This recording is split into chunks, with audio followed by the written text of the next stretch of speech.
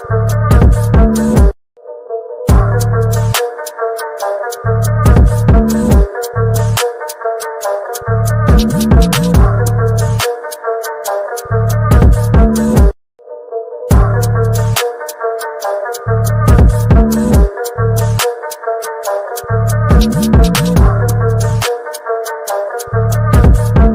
going on, world? It's your boy at Big Game James _36, and this is Big Games B.S, part of Dim Media Group, presented by MFTKFoundation.com. MFTKFoundation.com website to go to for all of the different things that we're doing in the communities of Tallahassee, Jacksonville, and Orlando, in regards to giving back to the Jits, giving back to the kids. We have my 6th annual community give back weekend coming up.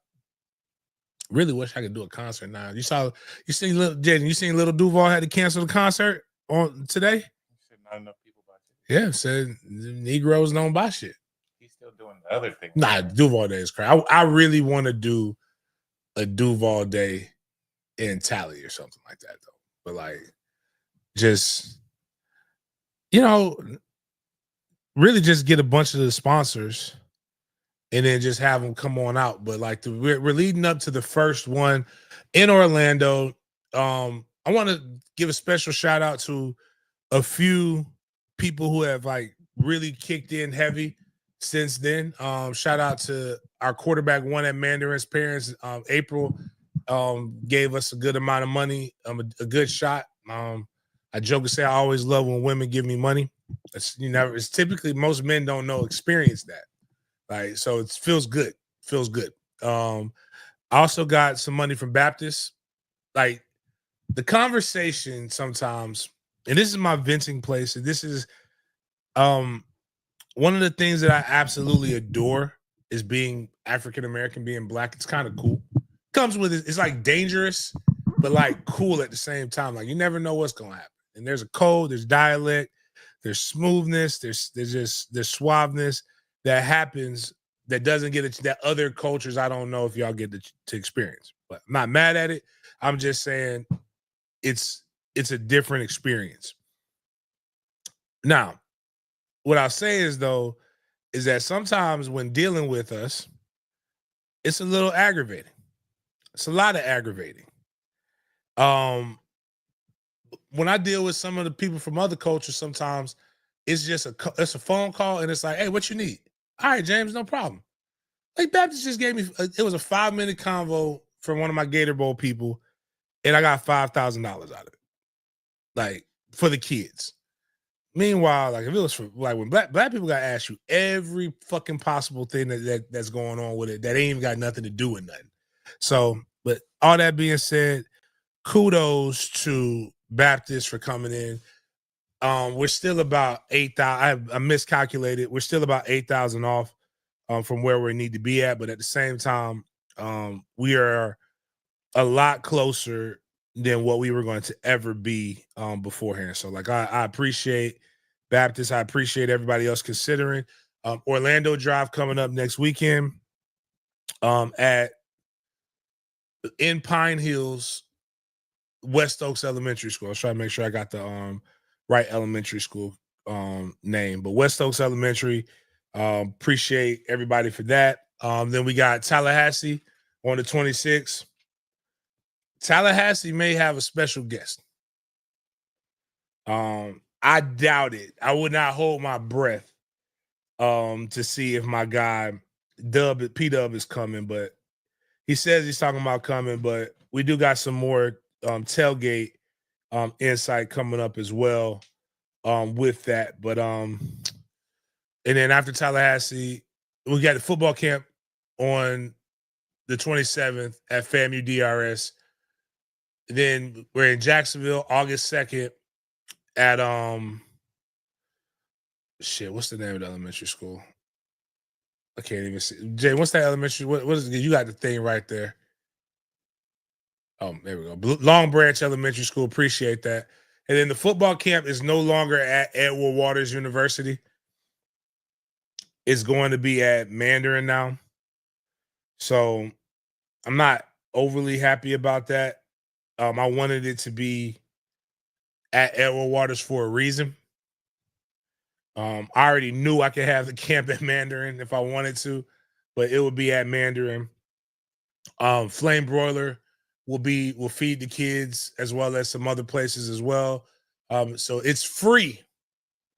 There's a camp right now that not only is it's like you got to pay $40 for the camp, and not only do you got to pay $40 for the camp, you pay for the opportunity to eat food trucks there. Like so, it's not a camp meant for the kids that the demographic that I'm trying to hit.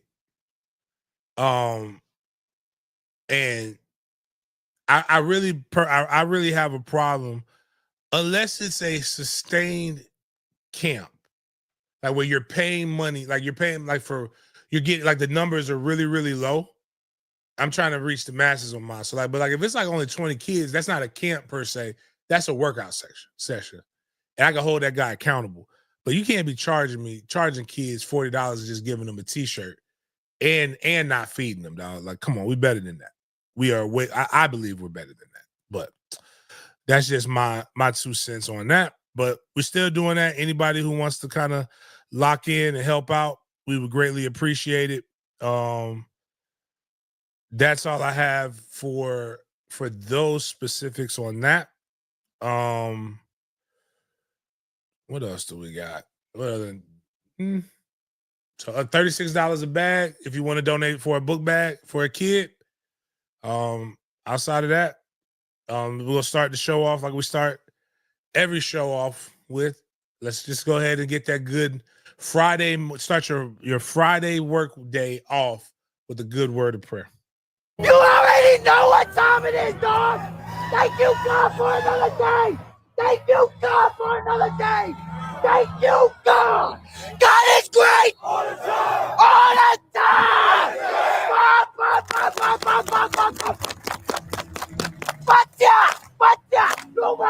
You're right. Fucking wanna thank you, God. Thank you, God.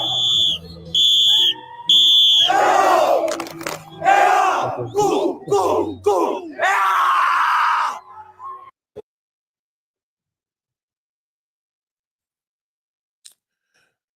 Yeah. All right, Jaden, what we got? All right. So good morning. Welcome to Friday, July 11th edition of Big Games B.S. This is your first time here.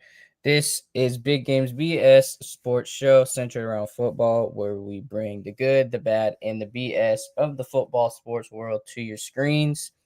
So today we're going to start off our show with our MFTK segment, starting down south in Miami, Florida. It's a continuation of an segment we already discussed this past week. Next, we're going to talk about the NCAA transition to college, get into some player talk, also highlighting Deion Sanders. Next, we're going to transition to the NFL, talk about some instances on the 4th of July and a discrepancy between the Players Association and the league. Lastly, we have our Big Games BS show. This is going to be our anchor for the show today. We have a lot of cool segments to discuss, anywhere from the RG3 heated controversy online, Bronny versus Cooper Flag in Summer League, and a couple more posts to get your weekend started. But first, let's dive into Miami Northwestern. So, we recently talked about Teddy Bridgewater on Wednesday's episode, asking fans for donations, but the Miami Northwestern High School head coach is under investigation now. So the Florida High School Athletic Association, also known as FHSAA, is looking into an allegation following a recent Facebook post regarding donations, according to the Palm Beach Post. James, I know you mentioned that you don't know if this was the most legal thing to do, and it looks like FHSAA is taking no time to try and solve this allegation. I mean, I wonder what allegation they're trying to like. What is the allegation? is there was there an article link in there, or is it just them stating that Yeah. the FHSA is looking into it? I'll pull up the article right now. So I'll read some of the text from this article. So Teddy Bridgewater's plea for donations on Monday has attracted the attention of the FHSAA. And then it just recently just talked about him asking for the donations right there. And then they said there's a recent precedent for the FHSAA punishing programs for paying for player meals and Uber rides. Last fall, several players at the First Academy were found to have received impermissible benefits, including a free Uber ride. The FHSAA hit the Royals a 2-year postseason ban and a $36,000 fine as a result. But Northwestern also has some FHSAA attention already because last season they were investigated, if you guys did not know, for using an ineligible player. But the investigation was closed and the team was cleared, obviously winning the state championship versus Reigns. So I guess that's why, James, because there was precedent, with the First Academy they mentioned. Yeah, I don't really think that the I think the way he worded it yesterday saves him. The donations are not to one. I think it's impermissible would mean that it's not it was only given to certain people, right? Maybe it's something that's open to everybody on the team, even though we doubt it. But let's just say that I'm playing devil's advocate for Teddy because I think he's doing a good thing. I do believe like he saved himself by saying the payments are going to his foundation. Hold on. Oh, okay. Ooh, all right. Ron Scholes. All right. My 2000 is real. Okay, cool. Shout out to Ron Scholes. Sorry about that. But if the foundation if the foundation has something where they pay for other kids to get like rides and different things, you cannot tell his foundation, which is independent of the school, even though it's his foundation, what they can do, how they can spend their money, as long as it's available to everybody. But now I do believe it was kind of foolish for him to say that. I think he probably shouldn't have said that I'm paying X amount of Uber rides. But I do know he probably just should have said I need X amount of dollars. And didn't have to itemize it the way that he itemized it. But it's brought up a bigger question, especially in the state of Florida. How much does it cost to actually run a sports program? We saw Reigns on their state championship run request $50,000 to go down to Miami. Now, don't cost that, but that's what they asked. It's just very interesting, like with all of these things that he should even have to ask. And a lot of people are like, why isn't the school paying for these things? And then that poses another question. Why is it so expensive to participate in extracurricular activities? Should it be cheaper? Should it be this? Should somebody donate? Should somebody do other different things? You know, who knows? But I think he navigates this one. I think this one, I don't think he gets Diddy bopped on this one. I think he beats the allegations.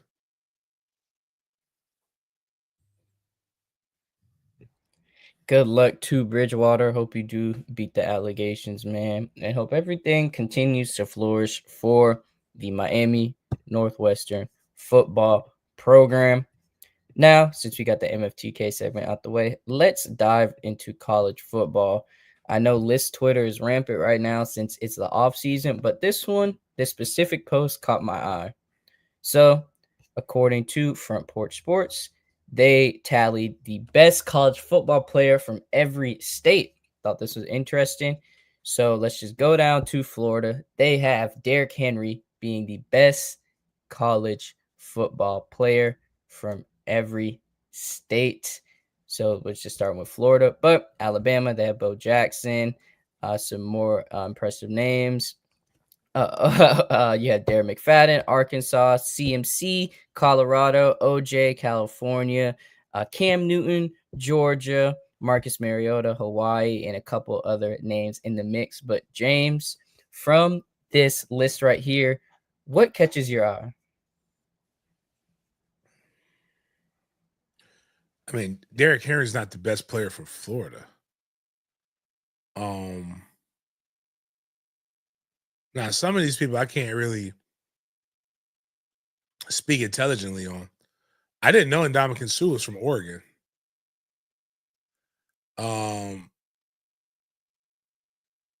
Vince Young, the best player from Texas. Man, I don't know about that.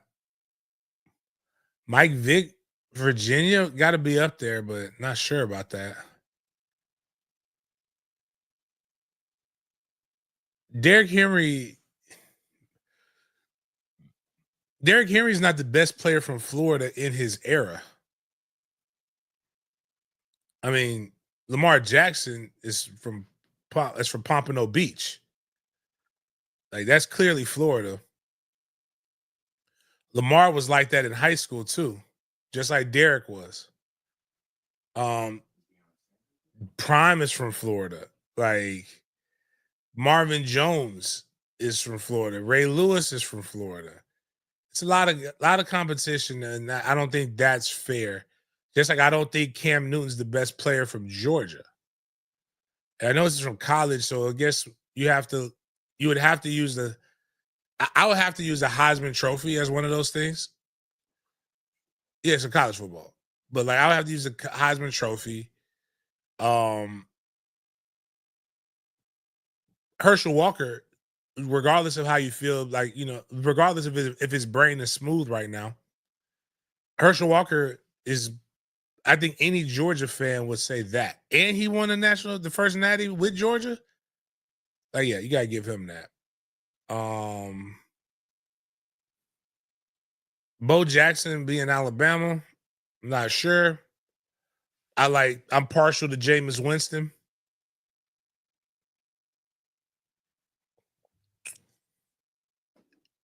I'm more shocked on this list where some of these people are actually from, which is wild. Like, I forget they play football in Wyoming. Excuse me, or in Alaska. Who is D-Lo? Do you know who D-Lo Thompson is? Is that Boss Man D-Lo? I don't know if that's his pops or something. Oh, my bad. I actually typed in Boss Man D-Lo Thompson.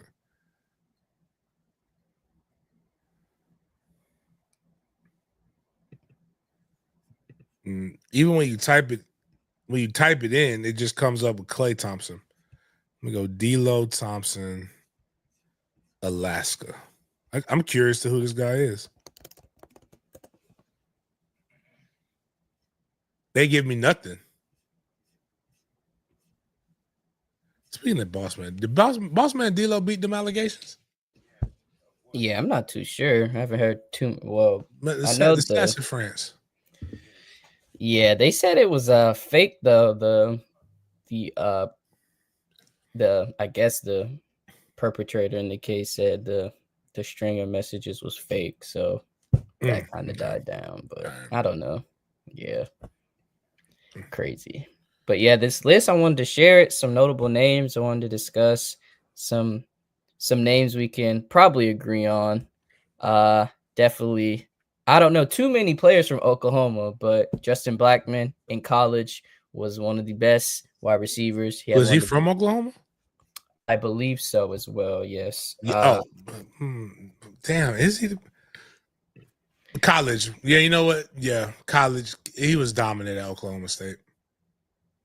Yeah, he was born in Cali, but he played high school in Oklahoma. Gotcha. And you got Fitz from Minnesota. Don't know too many Minnesotans like that. So Yeah. yeah, I didn't even know he was from Minnesota. So like I just by default, he gets it. he used to be a ball boy for the Vikings, if you didn't know that as well. Mm-hmm. But yep, so I wanted to share this with you guys in the chat, get it going early on in the show. Got some comments, so love to see the engagement from you guys. But let us know what you think of this list and what you guys think of this next topic we're going to discuss. James, I really am interested to hear what you have to say on this one, but who, in your opinion, is the best true freshman you've ever seen play college football? Jeremiah Smith. Jeremiah Smith, and closely followed by Adrian Peterson. Trevor Lawrence, the disrespect that comes that the Clemson does to Kelly Blunt, if I remember, not Kelly Blunt. What was this? It was something. Well, I think it was Blunt was the last name. Make sure I get the name right. Kelly Blunt's an AD here in Jacksonville. Who was the quarterback right before Rodney Blunt? Nah, Rodney Blunt did play at Clemson. Rodney Blunt was a City Streets student athletes. Kelly Bryant, that might be it. It's Kelly B something. Yeah. Yeah, he was right before him. Like that Clemson team was loaded, dude. Like that like he walked into a situation where it was good. Jeremiah Smith is just like that. And the only thing that's going to fuck with his legacy is that coming out of the state of Florida, there's another young pup that's just like that coming behind, that came right behind him immediately. But it doesn't take away what he's done. Adrian Peterson should have been able to go pro when we were in college. Like we took away two minimum productive years of him playing in the NFL. He was a grown man ready to play. Those would be like anything outside of that is just, man, okay. Freshman years are okay, good. They played. You're not supposed to perform to the level that those guys performed at that age. Having never seen what makes college and even pro so much harder is that each level, the talent pool is more elite and it's shrunk. Like Jeremiah Smith is what I used to say about with Jamie Fritsch, another 5-star, right? It's not fair. They're not facing a Division I corner every week. They're not facing a guy with measurables every week. They're facing a guy that's going to probably be working at UPS in a few years, or probably not doing anything with their life in terms of athleticism. And that's not taken away from their greatness in high school. It's just the truth. So to go from that to facing a guy who is a starter, so there's 11 starting positions on each side of the ball. Excuse me. Typically, let's say there's 3 starting corner spots, right, on every team that he faces. So he's facing 36 guys, because that's what your regular season, that are good enough to be the starters at their respective college. They're better than 33 of the best players in the nation. That's the way you have to look at it, because he plays in a big boy conference, and he's shitting on him as an 18-year-old. Like, there's no way you're supposed to be able to do that shit. Like, it should be an acclimation period, unless you're just that much more talented, which he is. And that's why I say, even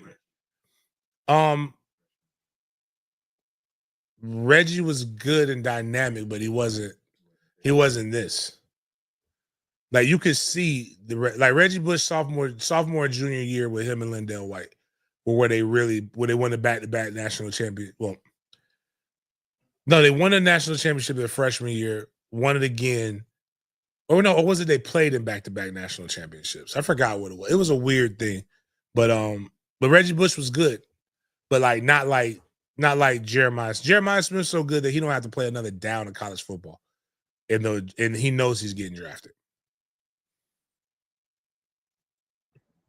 So I asked ChatGPT and Perplexity to give me their top 10 true freshman seasons in college football. I wanted to share this with you all. I found this pretty interesting.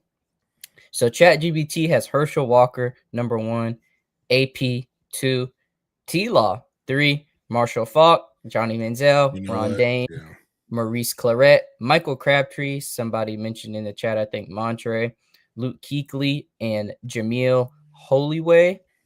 And on Perplexity, this is... Hold on. They said, because they actually have a red shirt. They put, who was in there that they said was a red shirt? Was it, scroll down? Oh, it was Johnny Manziel. Yeah, true. And then Perplexity, they put a list. They also included Johnny Manziel. They have a little asterisk by his name as well, but they had... Maurice Claret is not a top 10 freshman year. Respect.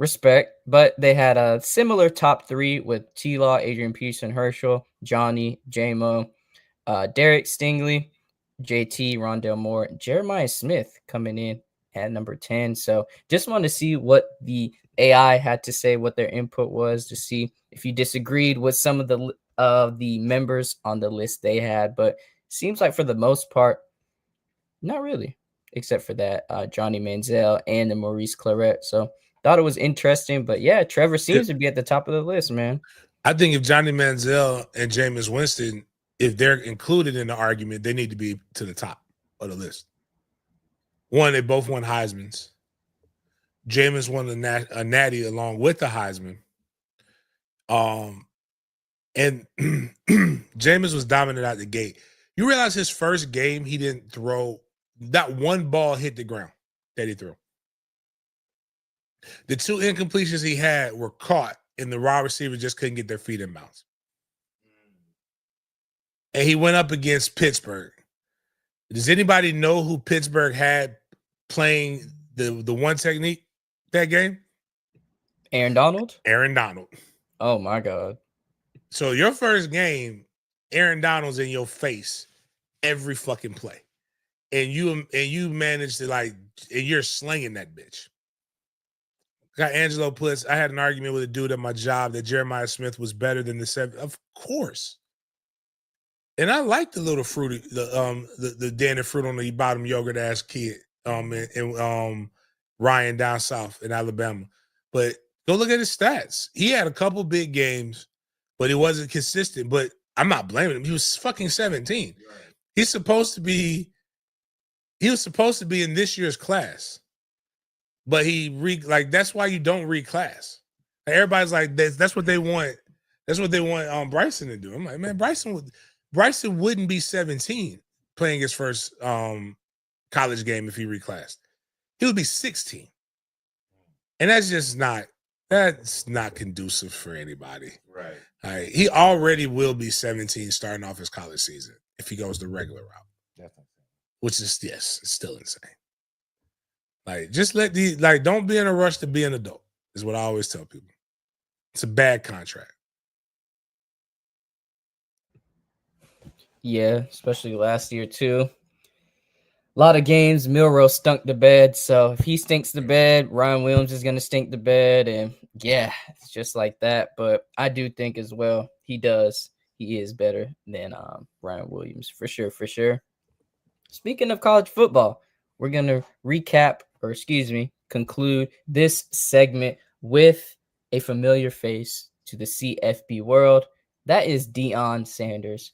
So Deion Sanders was asked about his wishes of college football, and he wishes that the college football had a salary cap similar to what the NFL has. So I'm going to play this video for you all, and let's see what you guys think. Let us know in the chat if you agree with Deion or not.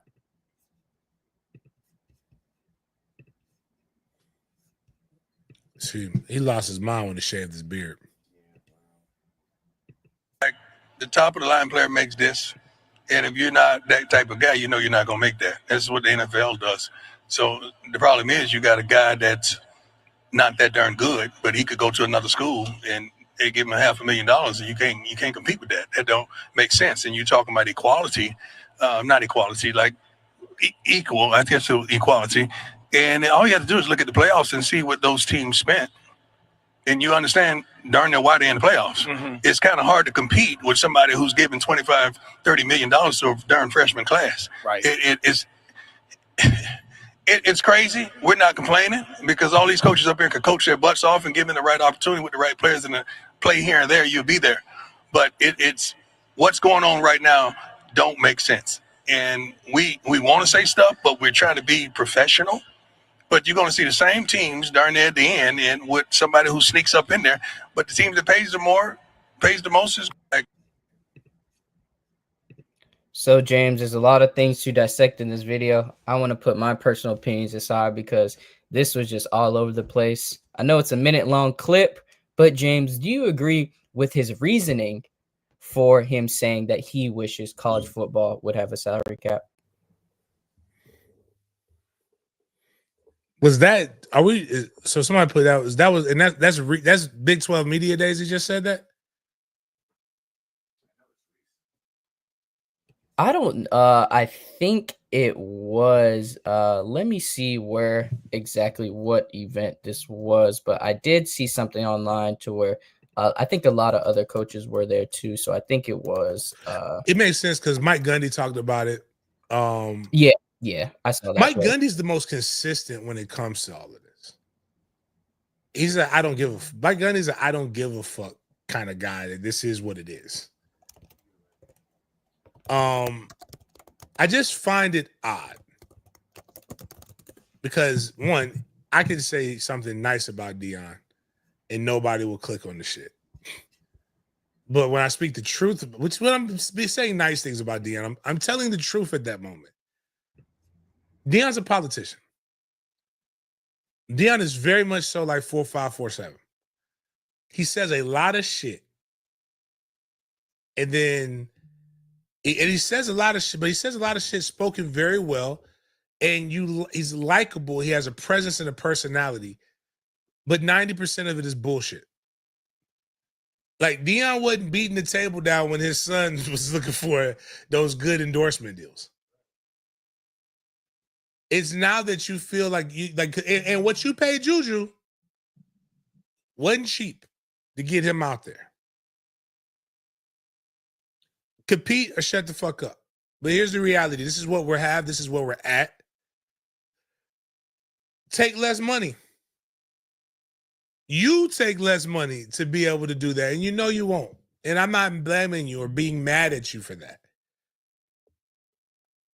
But to say it's out of control might be an understatement. But in the same breath, it's also bullshit. Because all y'all could collectively, and we'll talk about this later about seeing how it's done. Y'all can all collectively come together and say we're just not gonna do this. But you're not. Because if the battlefield, I gotta put this on a shirt. Because even though, I mean, I didn't make up the phrase, but if the battlefield is even, did a shitty job preparing the battlefield. And you did mention something in here, Deion. You still gotta coach these little motherfuckers.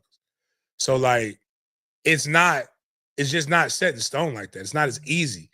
But like, this is the equivalent of me saying, oh man, my baby boy Trey gonna make all the money in the world, and we're gonna do this, we're gonna do that.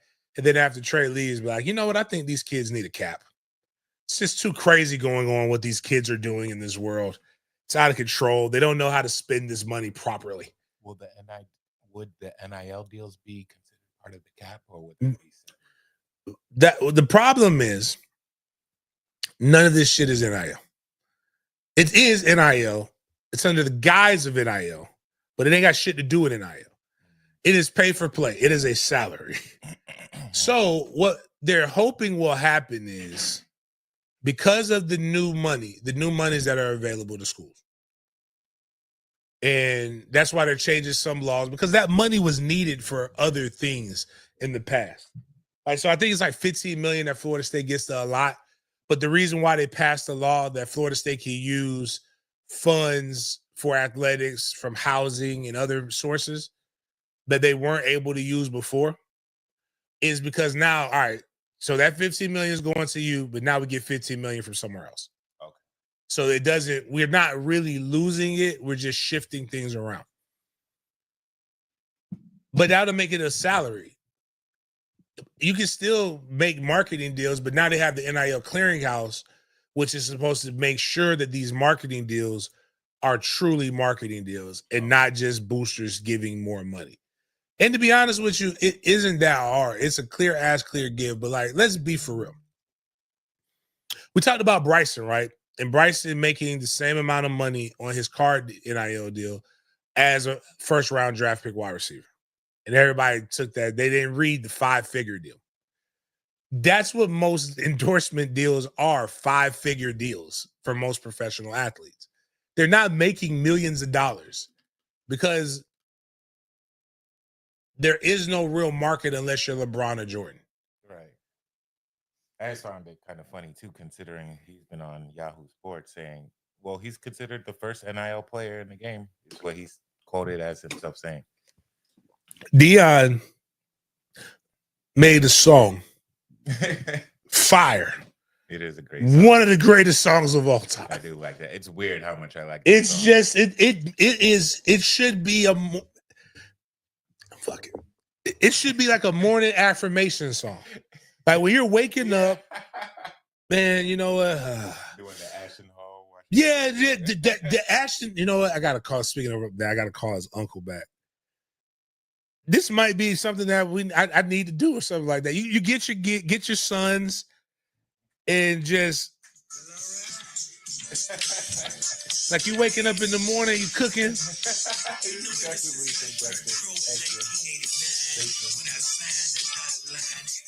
I could never, no matter how I feel about Dion, this song brings me to my happy place.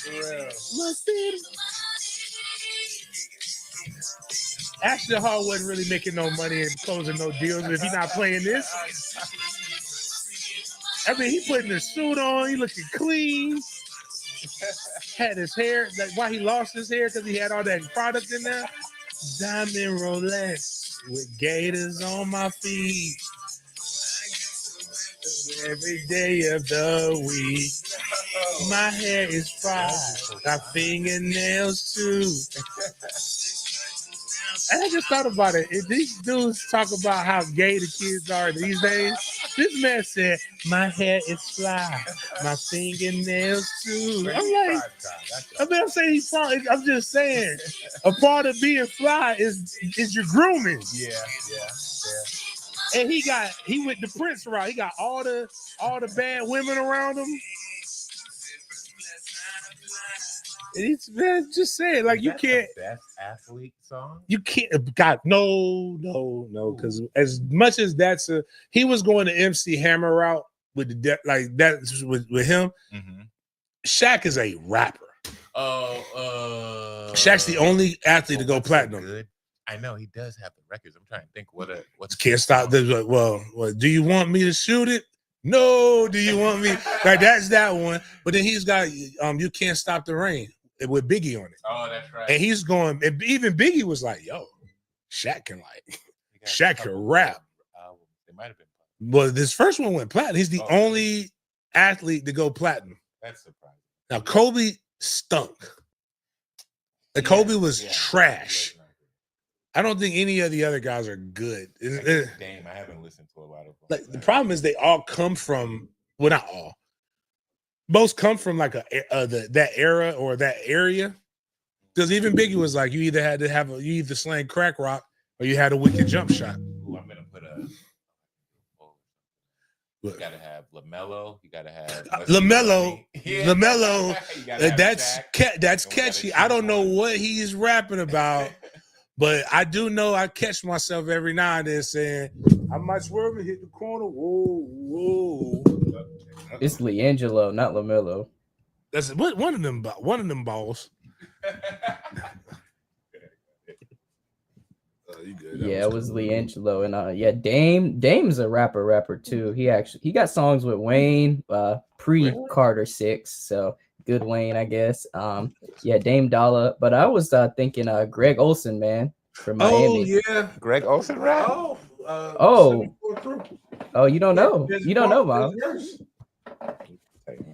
Best rapper I ever heard from an athlete. Read. Not right now. He said third leg. Oh man, it's funny because again, Dion's like this too. All these guys, they forget where they came from when they get famous and they get to certain spots, and they don't want to be remembered for the 7th floor crew type shit. So If your girl, but like some of those some of the songs are dope. But I don't know about. I know Dame. I gotta wear them. I might wear those today. Favorite shoe in my closet. Bathing Ape Dame Lillard's.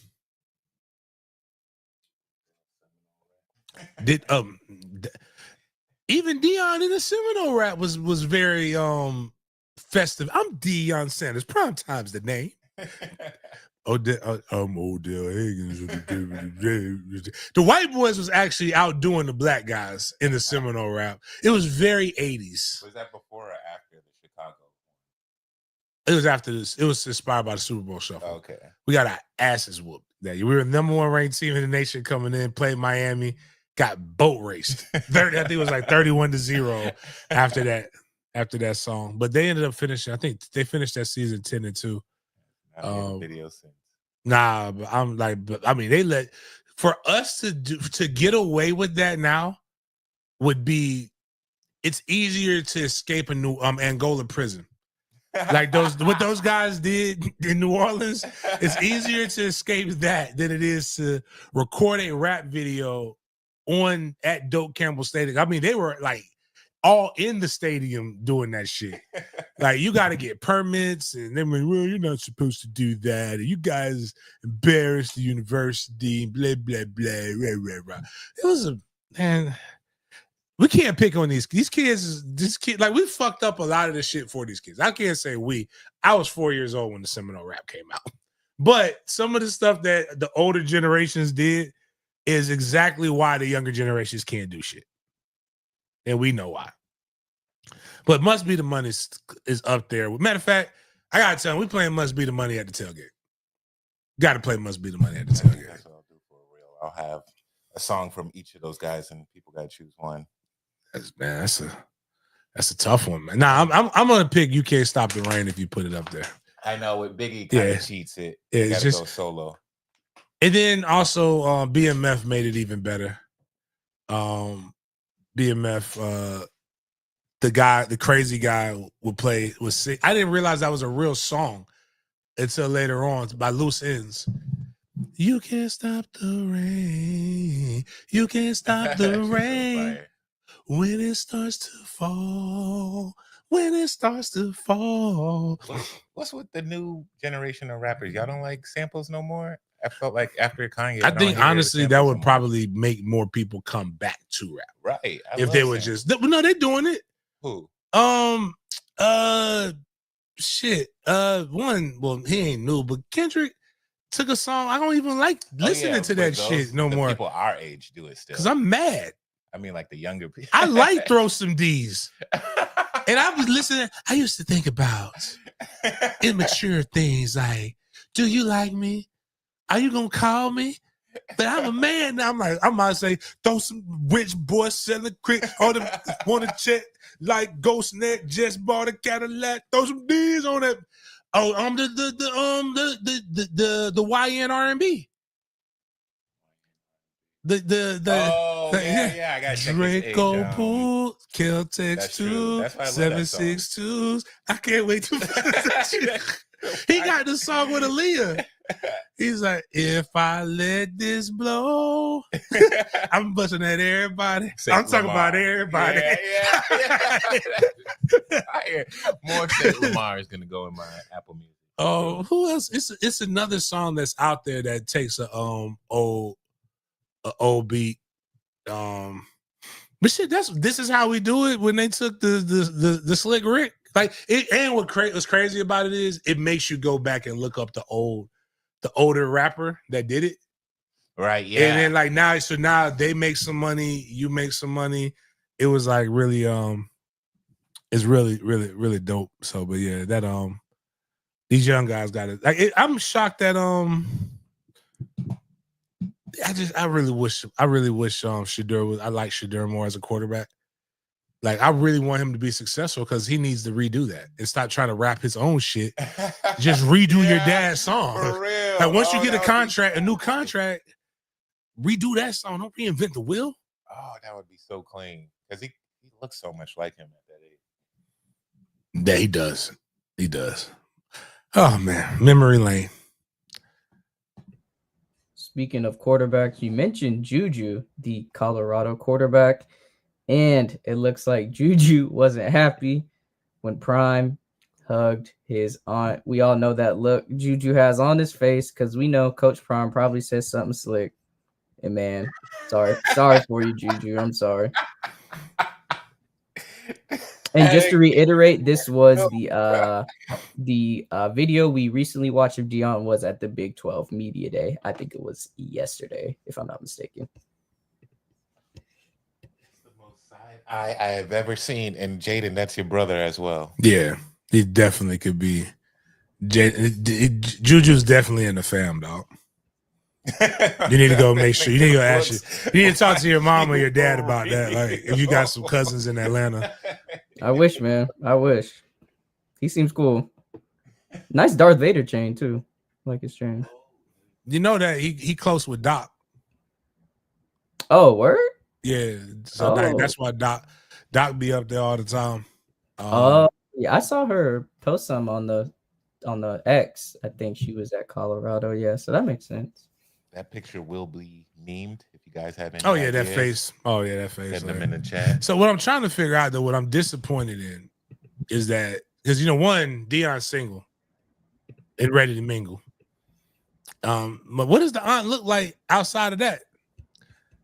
Is she toting the wagon? We don't know. I mean, I would guess so. I really like what I do know is that aunt is not the aunt that makes the macaroni and cheese. I can look at her elbow and tell there ain't no recipes in there. No, she's like strong. I don't want her cooking shit for me outside of avocado toast. She's gonna make you a protein rich. Right. You know what I'm saying? She's gonna be like, would you like a smoothie, baby? Like, no, I don't, auntie. That's not why I came here. I can't get over that. Yeah. Like to be honest with you, bump the aunt. Like, bump Juju need to worry about the wrong person. Look at the aunt's face. Like, that's a You're right. Like she just smelt them real quick. Yeah, you're like, yeah, She's like, baccarats.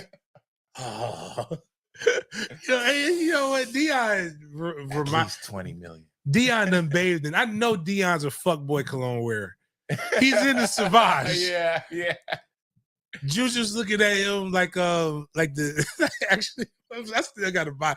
I need your aunt, Jaden, because I got Baron text me about some pylon stuff, man. I'm gonna meet Cousin again.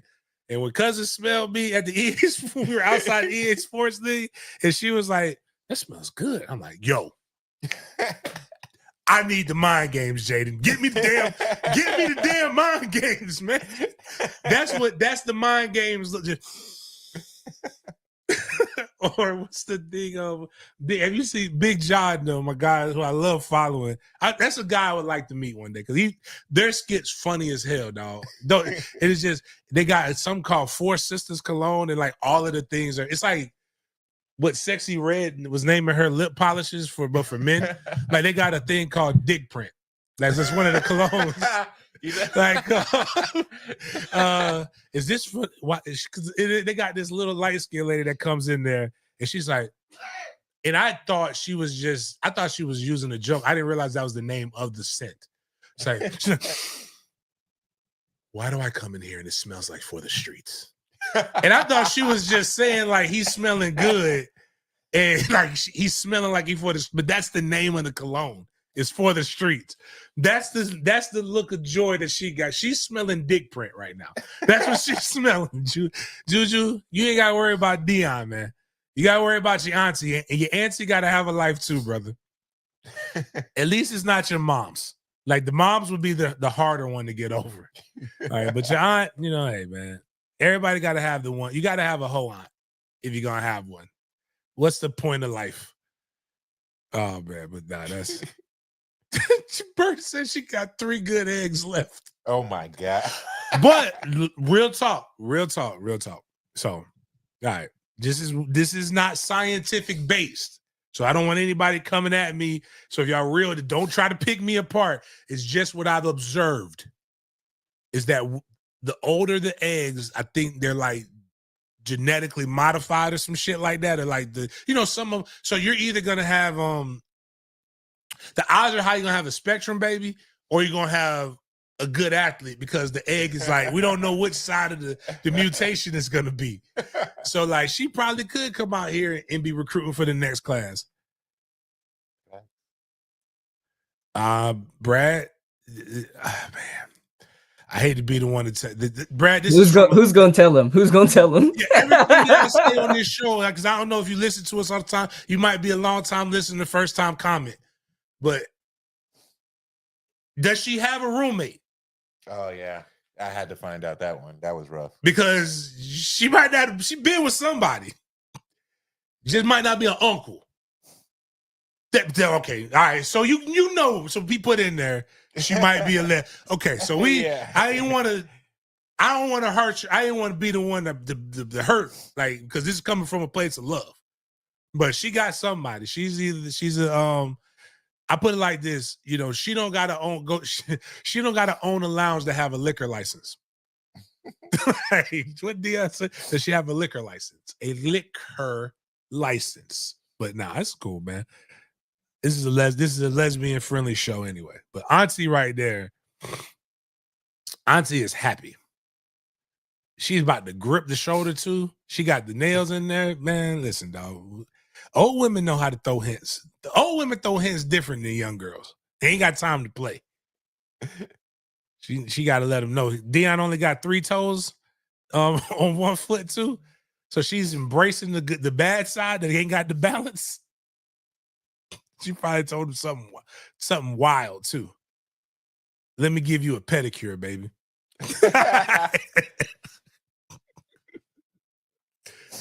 Man, boy, Dion wild. Dion said, I got an NIL for you.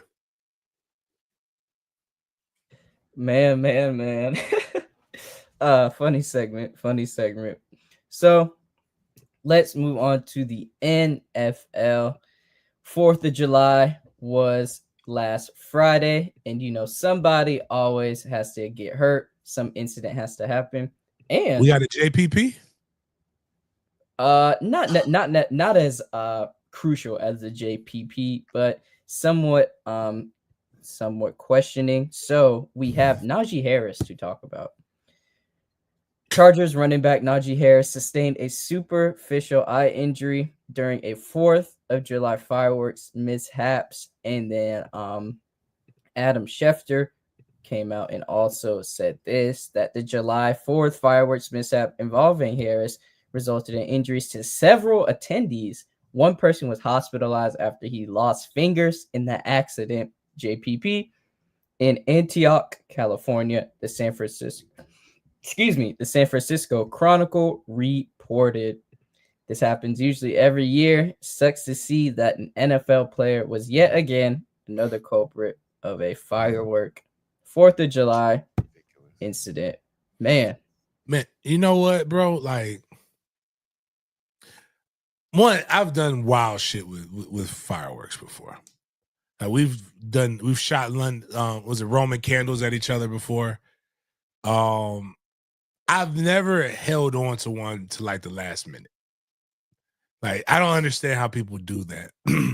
I also don't understand how you get an eye incident from these, but my baby boy hates fireworks. Like, he's got like PTSD from them shits. So like that actually keeps me safe. But like, I don't understand like how people want to like be around when you have a lot to lose. I don't understand why you do these different things. But like when I was younger, I loved that shit though. Like I rode roller coasters, I did all kinds of crazy shit that none of that excites me now. There was a meme that's going around, and it's a great one. So I gotta put it on my Twitter. You could tell that I didn't expect to live this long when I was younger, but based on the decisions that I made. Now I want to be, I kind of want to get old. I'm kind of curious to see what it would be like to be 90.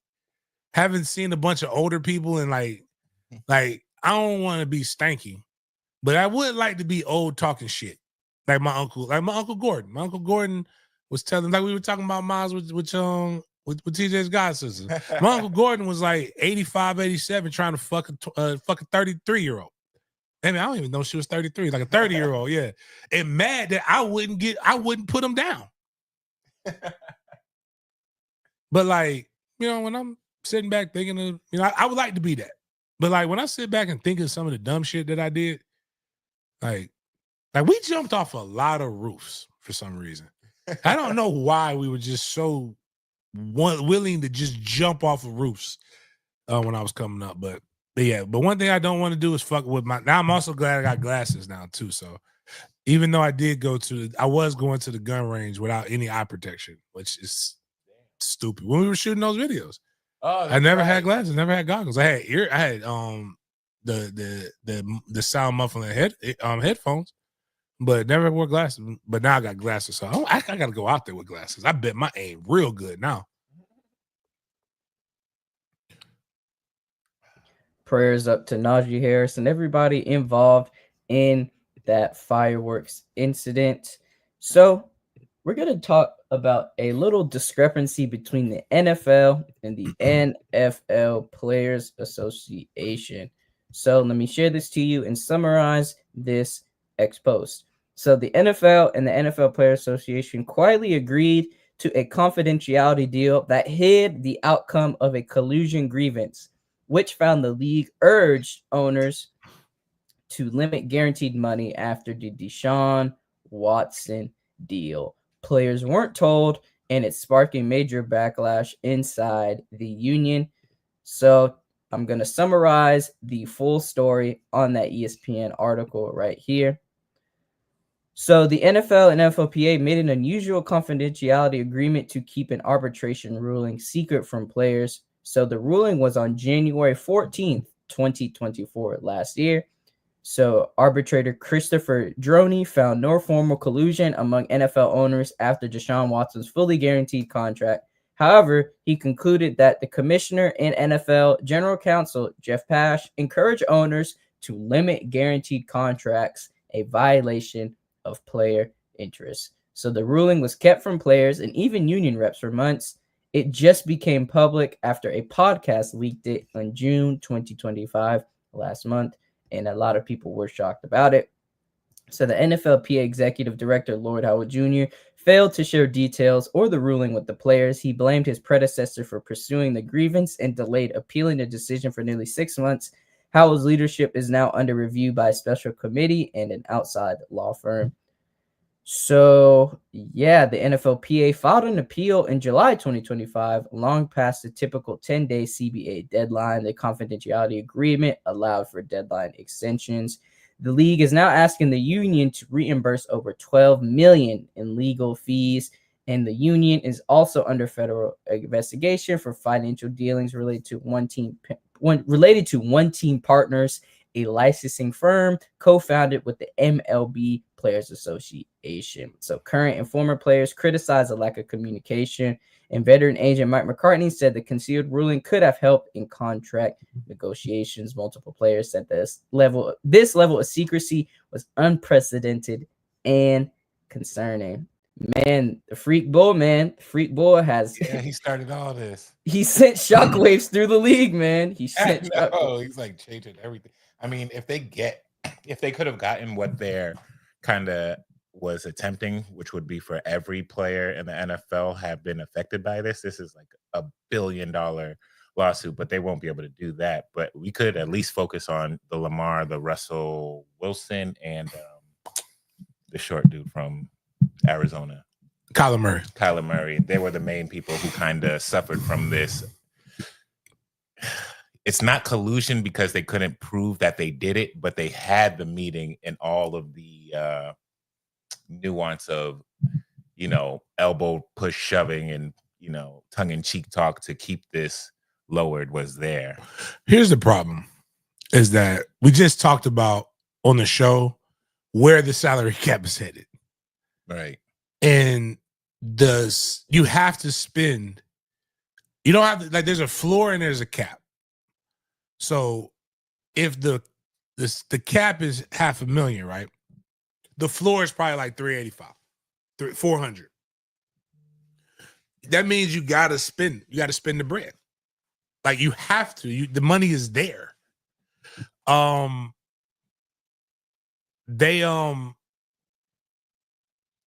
to go back to what I've said before in the past, every NFL contract is guaranteed, regardless of what you want to believe.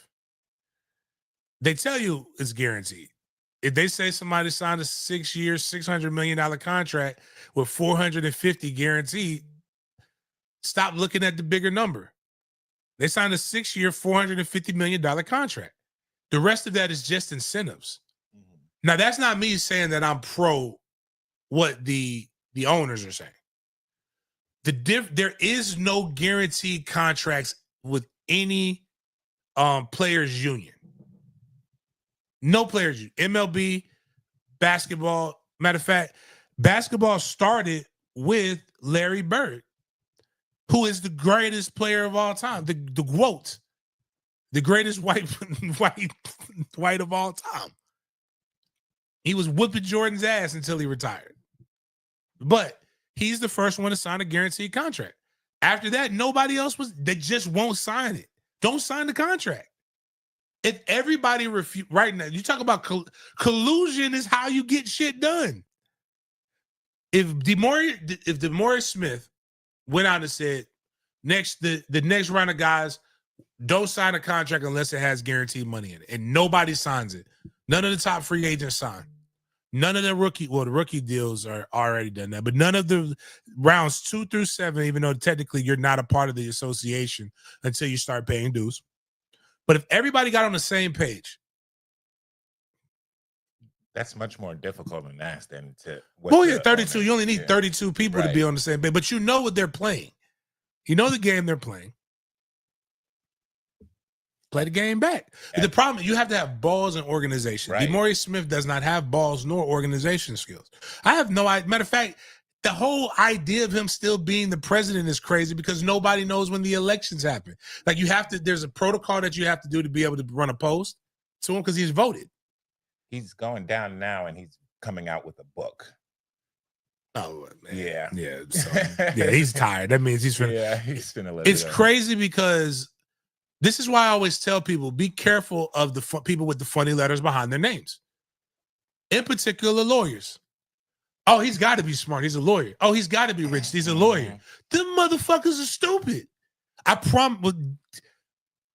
I am not a lawyer. I'm around a lot of them. I've been in court enough to be a fucking lawyer.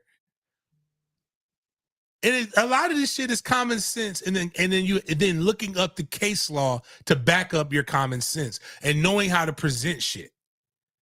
Do you know when they go to law school? Like, you only do 3 years of law school. You don't learn all about the law in the 3 years. The best lawyers have the best paralegals and research guys. Just because you're an attorney doesn't mean anything. It just means you know how to fucking read. And you also blew about $250,000. Ironically, I know a lot of y'all didn't read the BBL, whatever the Trump's new bill was, the big beautiful bill. Like, they're restricting people who can go to, like, how much money you can spend for you can get in loans for secondary school, for the professional schools. So, like, that'll affect how many people actually go to medical school. That'll affect how many people go to law school. It's going to be a lot of fucking bullshit that's going to be like, because people pay loans to get this. It just means you went and got loans and you liked fucking school and you avoided, some of these people just avoided going to the real world for as long as possible. Good lawyers are good lawyers. Bad ones, a lot more bad ones in this world. But DeMaurice Smith is an example of a fucking bad lawyer. Like none of the shit that he does. So when we didn't have a lawyer and we just had a player running this shit, it was 51-49. Player way. What does that mean, James? 51% of all revenues that came in had to be spent toward the players. I believe it's like 47, whatever the other way, 47-53 now, or some shit like that, owner's way. Mm-hmm. Players are getting paid more money, not because he's better, it's because the league is more profitable. Yeah. Like you're taking concessions. The only thing players get to do are all the nigga shit. It bothers me. Like now you could to fail the piss test, you would have to have smoked a whole you'd have had to smoke an ounce the day before the piss test in order to fail that bitch. And even then, that's your first offense, and they'll like let you appeal and do other shit. You can have so much weed in your system now, and like they'll just be like, yeah, okay. It's like a fucking DUI. Like it's they'll just be like, just try not to smoke over that next time we randomly piss you. Now, DeMaurice Smith is bad. The system does make it kind of hard to get all players on one page, as you know, because the top players are going to always want their deals, and then the bottom players, are worried more about trickle down. It's the same. Sports is a microcosm of society, right? It's the same problem with this is why when people like, we'll just get Civil War and we don't care, bitch. You won't listen to a motherfucker tell you to wear a mask and sat your ass down for 2 weeks, right? The minute somebody tells you because we have so much money right now in America that we don't realize we don't have enough, and everybody's worried about. See, like when they did the first lockout to be able to get free agency and more money, them motherfuckers was making $60,000 a year. This was the W. This is why I don't. It wasn't that long ago when men's sports were just like the WNBA. Right. This was a fucking summer job for people. It's why they chain smoke cigarettes before the game. It's why these guys were working. They was coming off of working a double at the plant to go play a football game. That's why I think it'll never happen again. They'll never take a strike. Well, the owners, there's too much money in it, but like they know now this is all you have. Right. This isn't your second best hobby job. Right. This isn't, believe it or not, we pick on adult Pop Warner right now, right? But that's what the NFL was in the 80s, up until the 80s. Same thing with the NBA. Like if you go watch was it Magic Time Showtime, the Showtime series, about the Lakers, and when Magic Johnson was negotiating his contract, that man thought he was crazy for asking for that kind of money. How long do most careers last in the NFL? 2.5. So you don't have but so much time. Yeah, you can't negotiate with just that leverage. There's no leverage for you. That's why, like when the lockouts happened, they were trying to get the bigger guys to pay the most to make sure that, because again, they pattern it as the millionaires versus the billionaires, which I don't think people quite understand how much a billion is. Right. Yeah. It's not even it's just because it's heirs. Like that's all you see. Yeah. You feel like it rhymes. It ain't like 1,000. You're a thousandaire is way closer to a millionaire than a millionaire is to a billionaire. Like a king to a homeless person. Basically, like $1 billion. You know how much money $1 billion you can put in. Like what I always talk about the account I have with 4.5% interest. If I had $1 billion and I put it in there, I'm still off my interest monthly. I'm making more than your favorite NFL player. Like, so yeah, it ain't the same. But if all I do is play football and I have family to take care of, and I got 2 years, I'm going to go get the bread. Yeah. I'm folding like sheets. It's just, it sounds good on a long term, in the grand scheme of things, but I got one skill. This is all I know how to do. I got one skill in a short amount of time to get as much money out of it as I can. 10-year careers are like it's a reason why those guys typically go to the Hall of Fame. It's very difficult to last that long. when I was reading it, I kept thinking about what you said. The word discovery kept coming up, and at first, the players' union was hiding this whole event from the rest of the players. Didn't know about this, and I was like, why? And then finally, it came out why the discovery. And then JT Shredder, he had said a lot of disparaging things about Russell Wilson in particular, basically that he fucked it up for everybody because he didn't wait and get his max deal. So he must love. So he likes Future. You know, that's what women like. See, even the white men like Future. Everybody hates Russell. Yeah. It's funny. It's a lot coming No, out. but Deshaun Watson, that was a wild contract. Yeah. That like for them to sign, like that was some wild shit. But you know, all of that. But hey, something gonna happen with this, and just you know what, the owners, billionaires weigh the cost. So like it's like when with pharmaceutical companies, they know they have a drug, they'll push it, right? And they know there's going to be pushback. They know there's going to be fatalities. But if they make $100 billion off of it, it gets sued for $3 billion. Like the cost out, the profits outweigh the cost. That's good business. So in this, they're going to have to pay us. They're going to pay something. You're damn evil, but they know that. Okay, well we duped the colors for long enough. Yeah. Like just like the CTE settlement. Yeah. Okay. Yeah. Well, we knew. Yeah. You think they didn't know you we know you're not supposed to ram your head into other people. We're sorry. We made $100 billion over it, but here's $10 billion over X amount of years. Now that the valuation of the NFL is this much, we can afford to pay you whatever the fuck you need to be able to keep ramming your heads. Now, what's crazy is, yeah, we hid it from you and we told you it was bad. All right, we'll pay you for that. Now you know it's bad, but we'll pay you for that. Yeah. And so it's just, that's how much money they're making. So get DeMaurice Smith out of here and get a wartime consigliere. Hate having to attack a black man like this, but he's worse than He's worse than Jason Whitlock, or where RG3 is trending to me. His book is going to sell. It's going to sell. It's going to do numbers. I'll buy it. Yeah, I'm going to. Yeah, I'm definitely going to read it. Now we're at our Big Games BS section, where we bring the scope of the convo outside of the typical football world, talk about pop culture, but still in that sports world as well. But we're going to start off our show today showing some love to Quick Blitz, new YouTube with Sheena Quick and Vash Ty. So finally listening to me. I never got to see Vash. That's not a great picture of Vash Ty. Just from what I'm looking at from afar. Is she taller? She is tall. Well, not tall like that. Vash Ty my height. Okay. She's taller than Sheena. Oh, okay.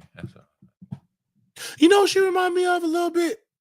Not quite the same, because it's like, well, especially now never mind. I don't want to say nothing disparaging. Anybody gets it misconstrued. She doesn't look like Kyla, but she reminds me of Kyla. Vash Ty. Okay, I can see. I get that. Head full of hair. Yeah. Very nice. I just joke with her. She brings out just straight breeding. Like I know there is an NFL defensive end or tackle in there. Oh, sure. And she's just not. She's choosing to not let the world see her genes replicate. I was like, now she might be a little longer than, but again, and she's in the perfect age range. It's either going to be an extra chromosome, or it's going to be a mutant. Facts. Because she's like over 40, it'd be perfect. Oh my God. I don't know, but good. It's gonna be, if you like Carolina Panthers, you gotta listen to them. Listen to them both. They actually know ball. Shout out to the two ladies getting their YouTube channel set up. Good luck with them. And yeah, like James said, if you're Carolina Panthers fans and love ball, that is the place to check that out. I'm just trying to get Vash Ty to. I just want one dance to our favorite song, "Return to the Mac." If y'all go to Keep Blitzing on Twitter and just send her a YouTube song. Send her the Return to the Mac. That's her favorite song. She absolutely loves Return to the Mac. I mean, it's a classic. She doesn't like this. Oh. She absolutely hates it. Oh, which really? is why her telling me that, and I know I'm going to see her twice a year, I have to play that for her. Just because I know it gets on her, it gets under her skin and on her nerves. And I'm like, I don't understand it. It's one of the greatest songs. I don't know what he was returning from, but he was clearly the Mac. So let's continue on with this big Games BS episode. This list has been going viral on Twitter, James, and it seems that you have commented on it because our city is on the list. A little too high. So these are the U.S. cities with the finest women. Miami claimed that number 1 spot. L.A., New York, Vegas, Chicago, Houston, San Diego, B more. Dallas, the Bay, Tampa, Atlanta, Austin, Newark, D.C., Detroit, Jacksonville, Scottsdale, and Seattle making that top 20 list. Wait a minute. I'm about to go gas up a whole bunch of girls. I didn't read the full list. Newark, New Jersey is on this list? Yeah. That's crazy talk. Crazy wild. Town. Ain't no way. I want to go to New York to pick up some to get robbed. Brick City? Fuck no. Hell no. That's not there's not a Atlantic City, maybe. I'm pretty sure they held murder capital at least 3 years. Newark, one of them. But Newark, that's like putting Camden up there. Yeah. Camden, I ain't going, even if the girl is fine and she lives in Camden, why would I go there? To get robbed? I mean, I guess they could say that about Duval. Here's what I'm dead. 18? Come on, dog. It's some pretty women here. It is 18, though. Come on, dog. I'm about to use that to my advantage. There's no fucking way Jacksonville is 18 on this list. Jacksonville might be, that might be a stretch. Top 10 cities in Florida. Here's the problem. Yeah. Here's the problem.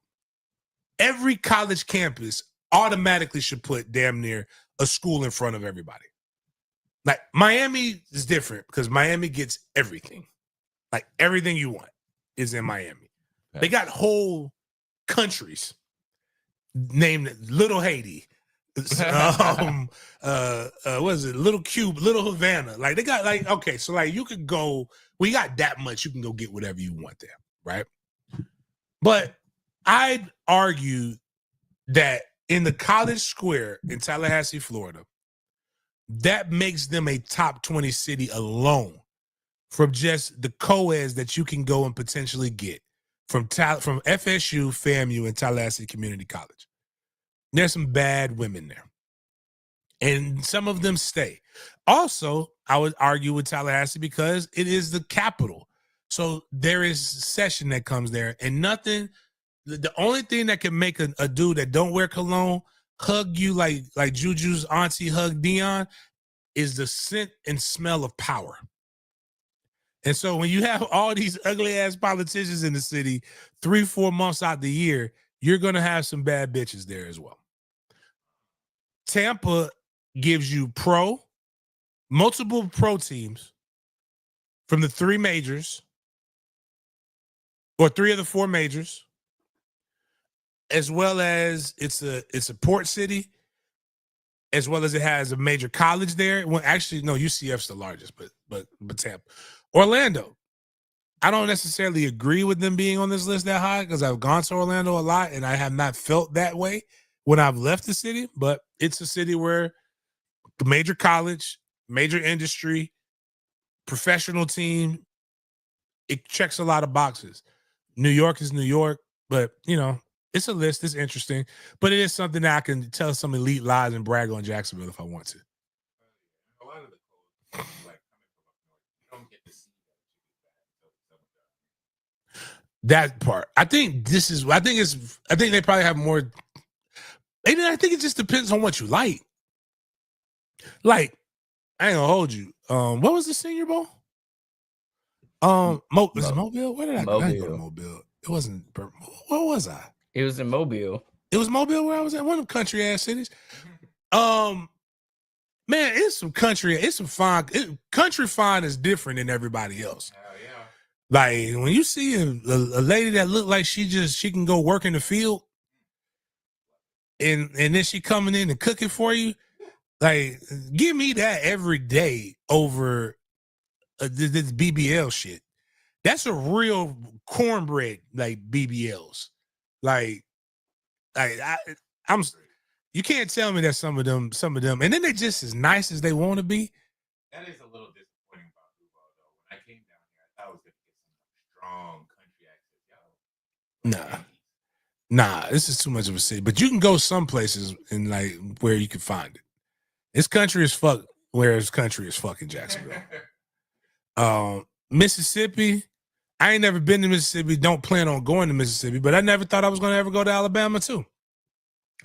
I just feel like, anywhere where they just got out of slavery, or they might still be in it. Which brings me to my point. Like I saw somebody say that, like women are like, now that black women can work in feminism, and like, when have we not been doing equal work? Y'all was in the fucking field with us per history, and you still went and cooked and did all the other shit. So like, I don't really know where, like y'all signed up for a contract that y'all was already doing. So like, y'all ain't really need like. But anyways, but country fine is different. And like that's who need to do what I really need to see the women. I know he got some bad women in his family. Our boy, we don't know what he's saying. The wide receiver. Oh, Leggett, yeah. I know it's some thick. I know it's some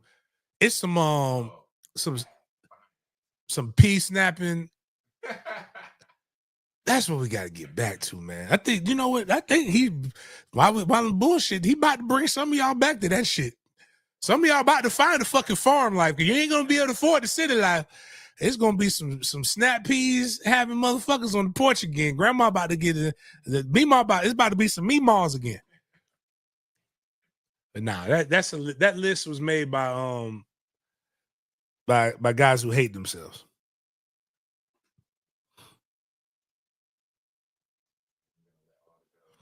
So we mentioned this at the beginning of the show, and now we are here at the highly, highly anticipated RG3 and Angel Reese banter.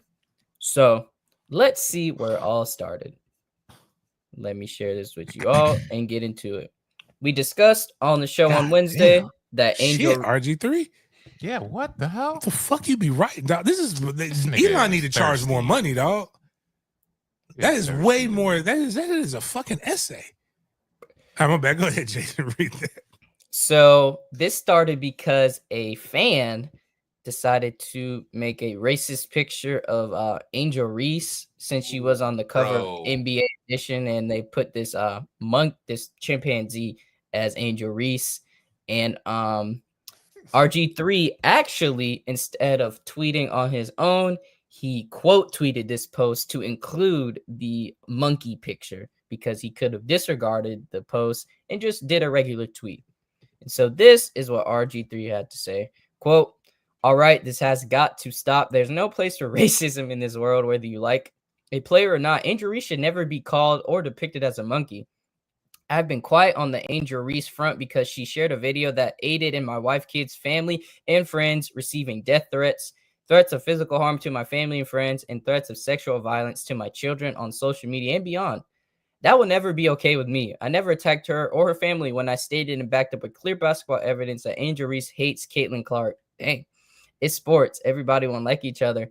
People in Angel's inner circle called me and told me I was right. And Angel Reese has grown to hate Caitlin Clark because of the media always asking her about Caitlin and being constantly compared to her. Some people made it about race, but I never did and never will. Instead of becoming the villain in anyone's story, I decided to just not. All that being said, Angel Reese or any black man or woman should never be called or depicted as a monkey ever. Stop it. If you hate Angel Reese because she is black, you're the problem.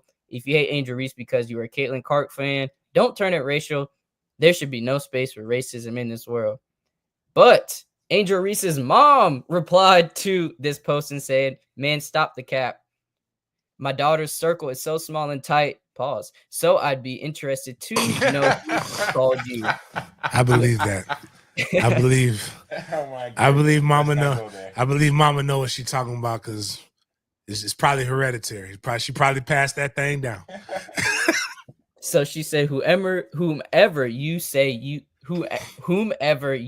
called you is not in her circle to speak on her feelings towards a media fandom made of beef. Just stay on that side because the doors are closed over here. And then Angel Reese posted this online saying, lying on this app when everybody know the first and last name of everybody in my circle for clout is nasty work. RG3, man, he's caught in the racial blender again. A lot of people attacking his, family, his content, the corny content, if you will, he puts out. And the biggest takeaway from this is that he could have said all of this post right here without including the picture he is referring to. Definitely made like the same thing that drives RG3 to make these dumbass posts is the same thing that drove that person to make that meme. They knew it was gonna go viral. They're gonna get paid regardless, especially if they're Twitter Blue, or X, whatever the shit they're calling this. But like, what's driving me crazy about RG? First off, I think RG3 is really good. Is he corny? Does he say some shit? Yes. Yeah, he's good. But is he really good at like breaking down football and doing stuff? I am entertained by RG3. I look at this from a different perspective than everybody else because, like, I listen to Rush Limbaugh. I don't agree with what Rush Limbaugh used to say, but the structure of his radio show was fucking phenomenal. And if you're in radio, that's what you should want. Like, you should want to be the best. So when I listen to different styles and stuff like that, RG3 doesn't bother me. It's like, it's actually, when he says his most corniest shit, it's actually great timing. Because like either it's a tense moment in the game or something's going on and it just takes you off of it for a second. What did he just say? Did he say he just lifted him up and like he was putting Jesus on a cross? And you're like, what? Why did you say that? Like, but what he's doing now, because he's not he's officially a free agent. He is figuring out ways to get engagement. This is what it is, whether he says it or not. It could be genuine on his part, but he knows that when I make this comment, I just hit a wasp nest. Yeah. And the goal is to get stung over and over again so you can get the settlement. I mean, he even says in the statement, I avoided Angel Reese because of blah, blah, blah. But he didn't. And then he brings her back. Yeah, he brought her back in. You could have just said, man, this is fucked up. I find it interesting that it seems like what they're really mad about is him pretending to know. That's what they're really mad about. Yeah. But it's because he said, I know I've talked. And he said it as if there was a olive branch or there was a genuine idea of trying to reach out to understand. Angel Reed, like, but because how this shit even started was you trying to read body language and you're feeding and egging on this rivalry that it is, and there's nothing wrong with it being a rivalry, but the rivalry is pitted upon black versus white. Right. That's the reason why it's pitted upon. Because even when they're in college, she'll be more profitable than you'll ever be, or this, because she pointed out a ring. If two dudes did this, we would be like, great. Right. When Magic Johnson and Larry Bird were going back and forth at each other, because it was masculine and machismo in it, we didn't go, it never really bubbled over, and we didn't have a 24-hour news cycle or social media, but they pitted the racial shit against them too. But it sold tickets. And what Jason Whitlock is at least bold enough to say, I don't give a fuck what you think.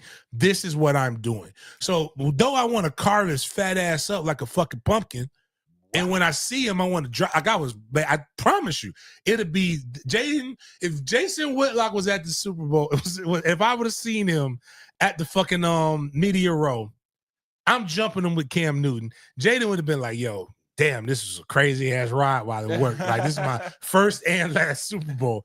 I would have like climbed on the table. I would have ran on tables and drop kicked his ass. But it would have been a matter of respect while I'm whooping his ass, because he stands on what he says. RG3 ain't even got a leg to stand on. Like, when you got called out, you brought your white wife in it and your daughters.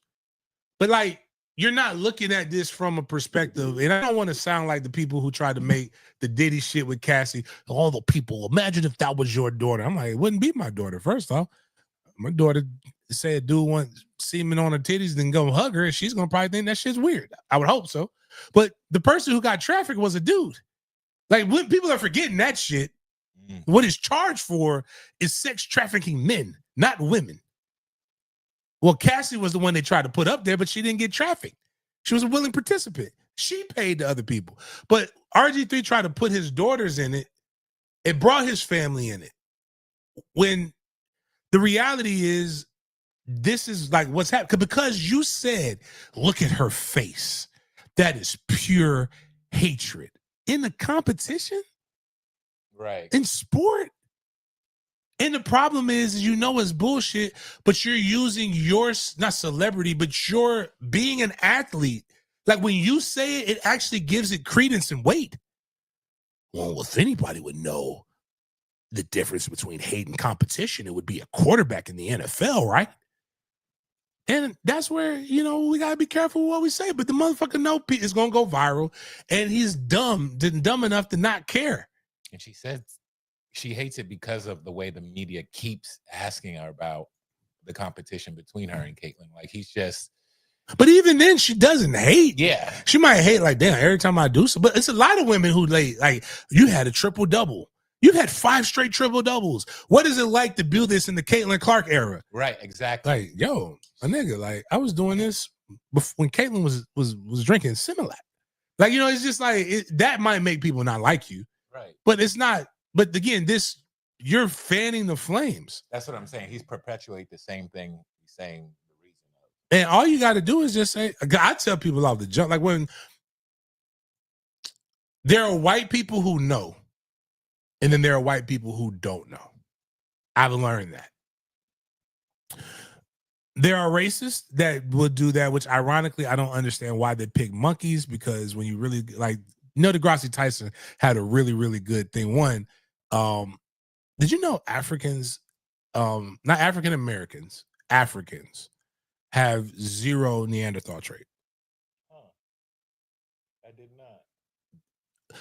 3% of most Caucasian DNA has the Neanderthal trait. All Europeans. So that's one of the things. So, like, when so they try to make you think of these different things. But when you look at monkeys, and I would never say that this is what people are. Monkeys are hairy. They have thin lips. If you shave them, they're pale as fuck. That doesn't look black when you really get to it. And it's ironic when people use that in racism. But I always tell people, reason why I know people don't understand what it means is because when I had Trey, I would notice that people buy babies monkey shit. Like little monkeys and stuff, like to put on. And I said, I don't give a fuck how close we are. If you bring me some motherfucking monkey shit for my sons, I'm going to take it the wrong. I'm telling you, I'm going to take it the wrong way. Don't give me no monkey shit for my kids. Don't call me a monkey. Don't call me this. Don't call me none of that shit. Right. I don't even like when people say I'm about to go ape or I'm about to go gorilla. I don't know. Nah, don't do that shit with me. But all in all, RG3 is a guy who is extremely successful. I believe is really good at what he does, but is extremely insecure about the space in which he is in, because he is being asked to have an opinion on, and this is a problem too for us. He's being asked to have an opinion on black topics while not feeling black enough.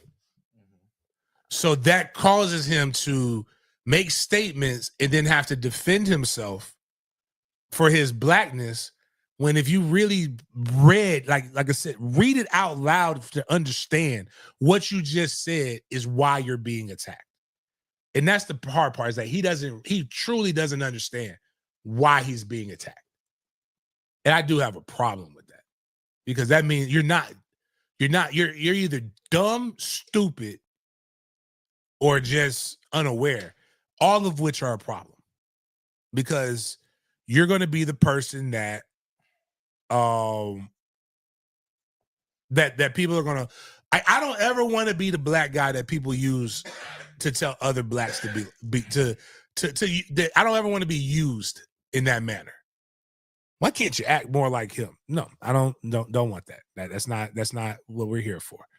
So, like I said, kudos, I guess, to him, and I hope the money's worth it. Or whatever you're getting is like really worth it. Like I said, I don't really know what else to say about it, but he's going to continue to choose to say some very tone deaf shit.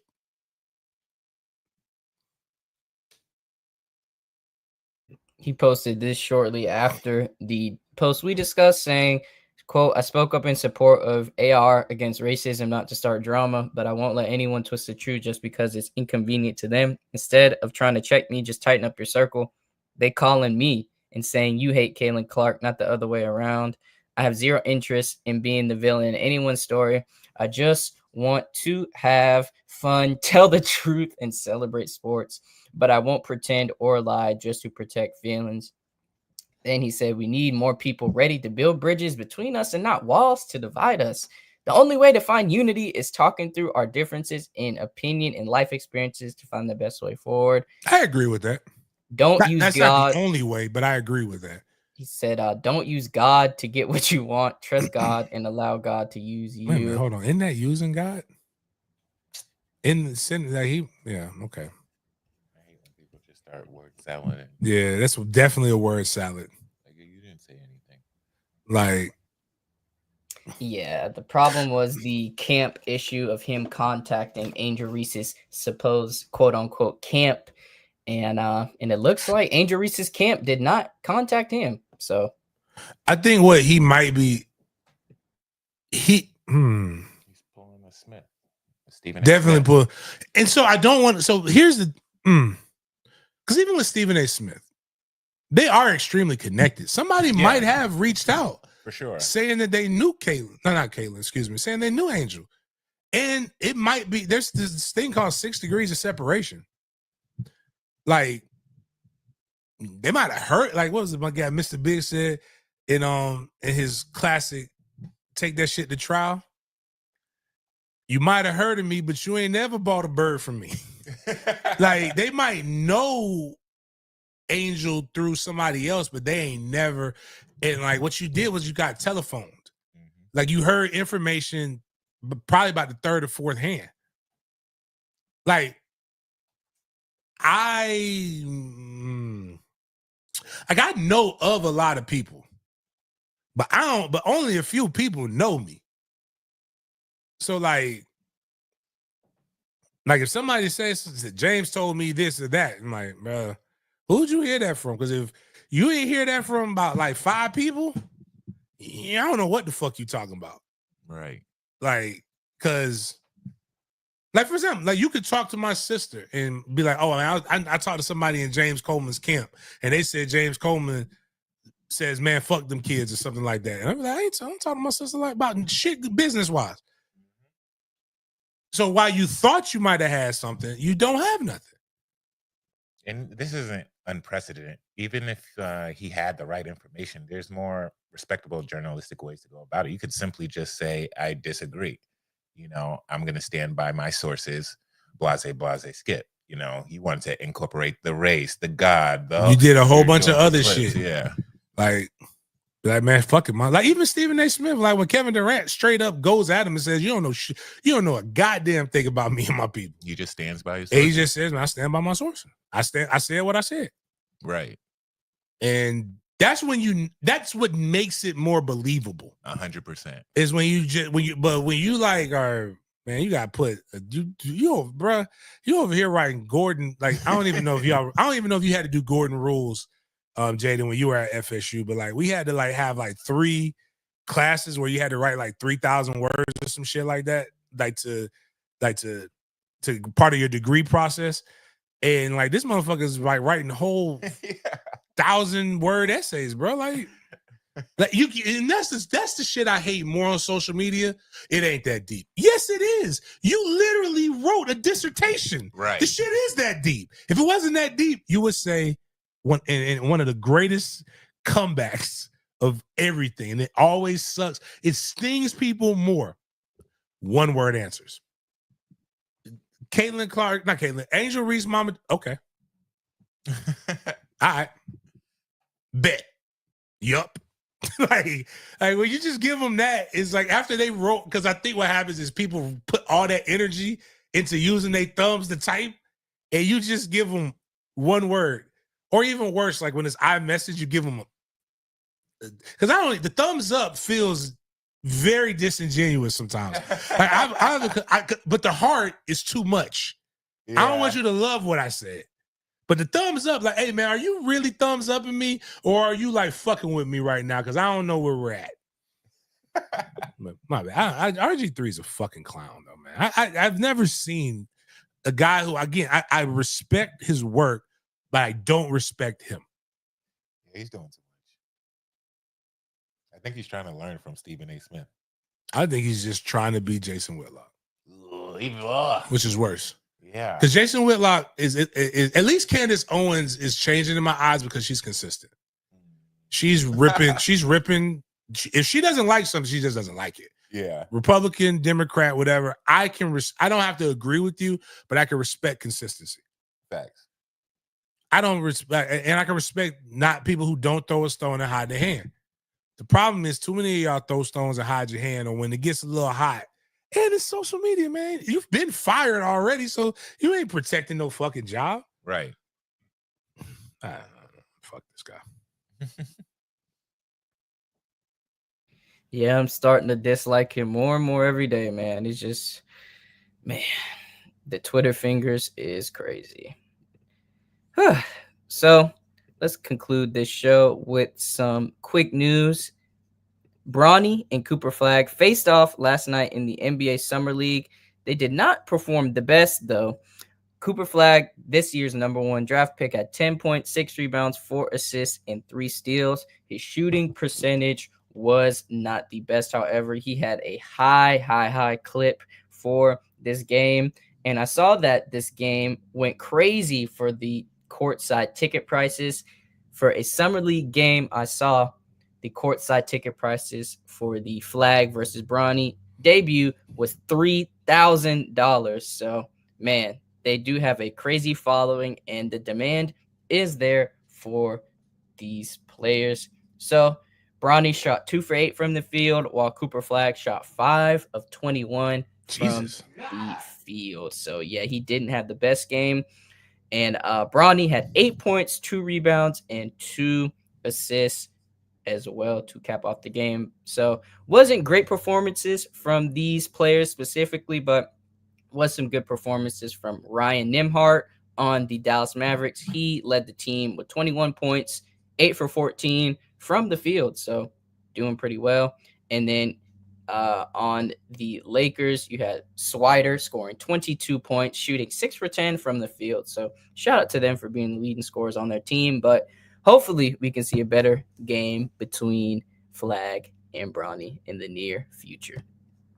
Next, we have a good video to end off this stream with, ending off on a high note, and it revolves San Quentin Prison.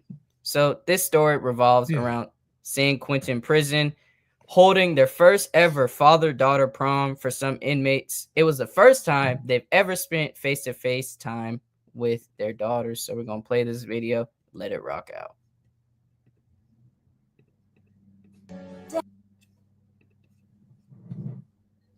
Yeah. They dapper.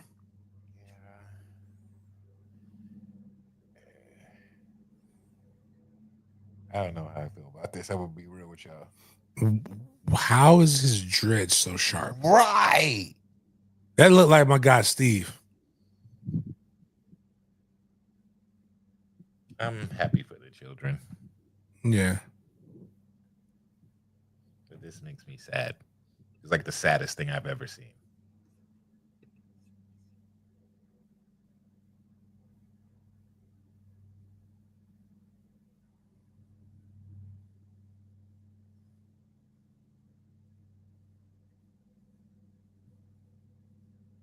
Smith.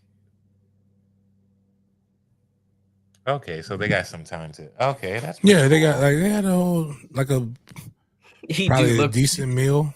he do Yeah. look like Steve. He looked like Steve, dog. I'm not just. I know my dog watching or he was in here. That's my guy, but like he got the like. How is his dreads as nice as Steve's and on the inside? Doesn't make sense. Only thing he needed was a straw hat. Those things were clean. Yeah, I don't know. I got questions. Like I've got questions. Like because they don't like.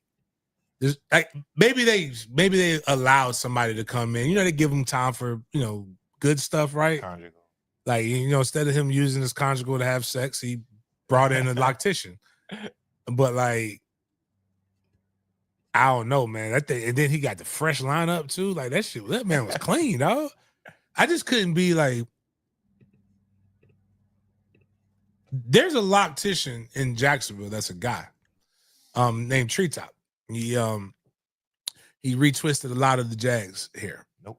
And the guy I saw, but when I wanted to get dreads when I first moved over here, I was like, man, your dreads nice, man. Where'd you go? He gave me the information, and I walked in, and it was in a salon, and there was a dude that was sitting there, and the person who I talked to sounded feminine, so I wasn't really sure. But then he was eating Popeye's chicken, man. You ever, like again, when my grandma said the men be tasting their words. Yeah. Like the motherfucker made Popeyes sound like I was like, damn, I'm gonna give me some Popeyes when I leave here. The way he's smacking on that damn chicken. But then he was like, all right, I'll get you set up in the back. I'm like, okay, well, cool. Sometimes at salons, they had there's gay men that work at women hair salons.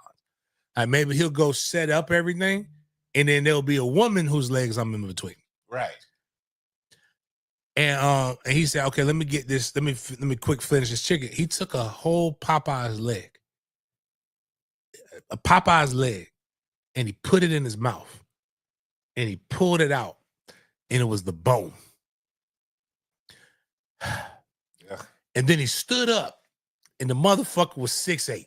Yeah, no. I said no. Yeah. I did on Friday. No. I walked out because then I realized that this is the person who's supposed to be twisting my hair. I can't do it. Can't do it. I'm sorry, I'm an ally, but I could not do. I was immature, but the 23-year-old me was not finna be having the back of his head on a 6'8" dude's nuts while he just cleared a whole chicken leg bone 37. with one bite. Not there yet, not. dog. But that's who did that man's hair probably. With some Fruitopia in the pen that's really good. Very good at their job. That hair was great. Just couldn't be me. I'm gonna keep my nasty dreads right now before I do that. I will get a male masseuse though. Nothing wrong with that. They They just got it. I need somebody that can get in. That can get in there, man. I need a deep massage. Now I found women that could do it, but sometimes women be in there. I said, nah, baby, you can't hurt me. I know. Put your elbow in there. Yeah, but nah, that is great though. I love fathers getting opportunities to be fathers. The only thing that bothers me is that I'm glad that those 16 men got an opportunity. Just wish it wasn't so many black guys. I wanted. know. I was like, you're perpetuating stereotypes here. Please. I know there's a lot of white. I know that guy's Latin. Yeah. He's brown. Brown. Yeah. I know there's some white. There's some Aryans in there somewhere that could have came out.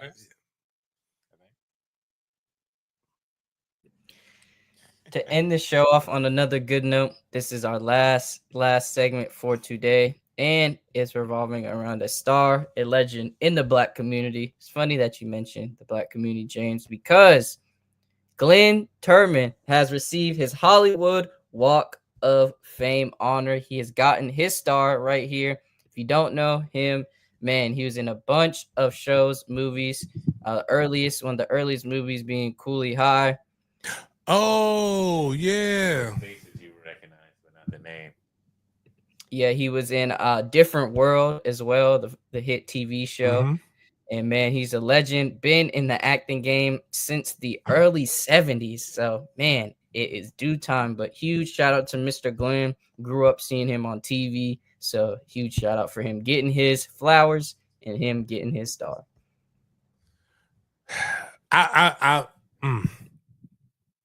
I don't want to be a hater, right? And I like him, but like, all right, man. What are the qualifications to get a Hollywood star? Like, this is supposed to be the Hall of Fame of acting. He collected over the years, a compiler. Yeah, I don't want no Lifetime Achievement Award. Like, it's some heavy hitters on that bitch. Like, what if what if his star is right next to Sam Jackson's? Ooh, yeah, that would suck. They're not the same person. Need a separate walk. Like, he's good though. I like him though.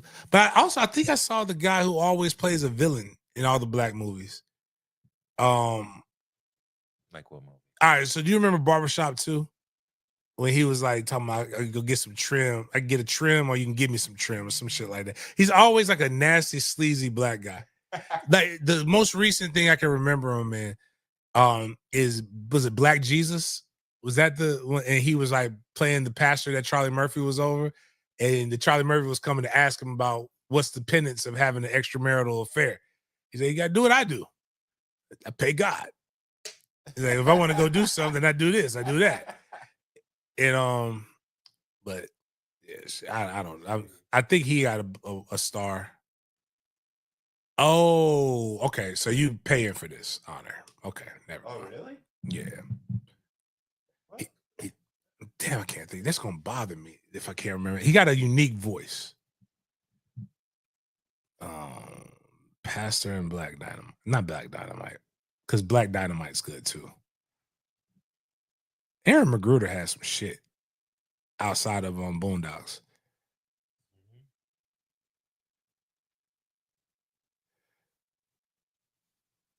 Damn, that was 2015.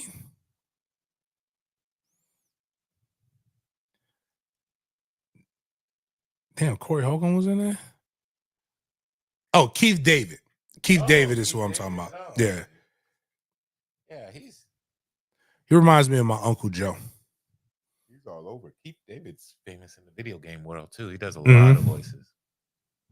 Saints Row. Shout out Keith David. MW2, man. Shout out him. That's right. But that's what he is in the game. Modern Warfare. Yeah. Modern Warfare 2 in the campaign. Yeah, he's yep. Legendary actor.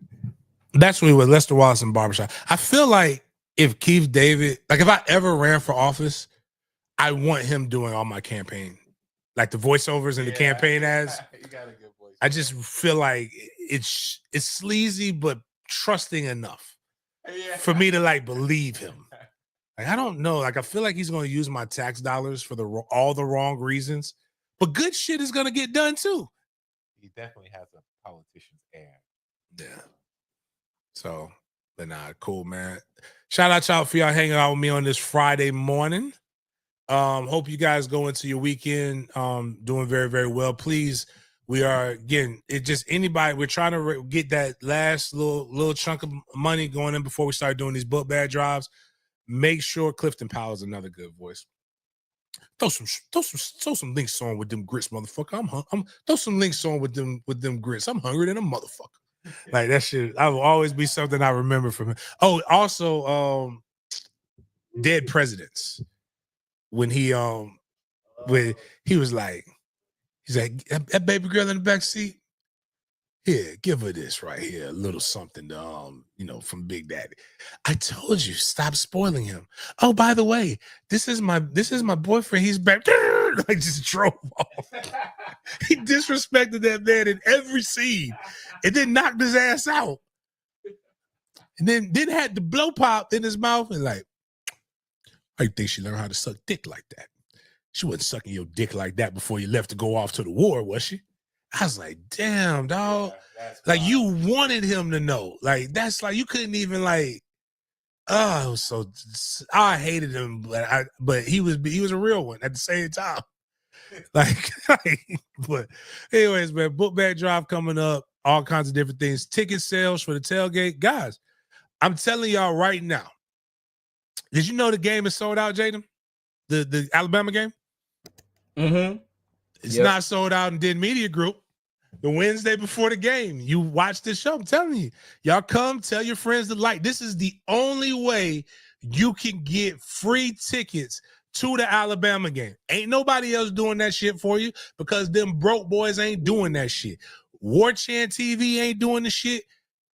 187 ain't doing that shit. None of them other cats are doing it, but we are doing it here. The problem is you cannot just listen on the Facebook. You cannot just listen on the Twitters. You have to listen to the YouTube. You have to put your name up there. We will be giving away at least one pair of tickets to the Alabama game to a lucky listener. We do everything on the show live, and yes, you have to be on the show when we are doing the goddamn roll. And so, hey, that's all we got to say about that. If you are a colored, we're getting ready. We're about to put out the fantasy football stuff in the YouTube chat. We're about to, we'll do pigskin pick'em. If you want to do your membership outside of the YouTube, and you want to you can go to mfckfoundation.com, click the donate and click recurring, and you can be able to do whatever your fee is that you pay on that, or you can just stick with the YouTube. Doesn't bother me. The key is making sure you're a greenie and making sure we put you guys into situations to where you can get a chance to listen, earn, and learn. That is what we're going to be doing for the 2025 season. Moving on to that, we'll also be having more information, more shows, more stuff coming up leading up to the season. Outside of that, appreciate everybody for chopping it up with me. We will see you guys next time.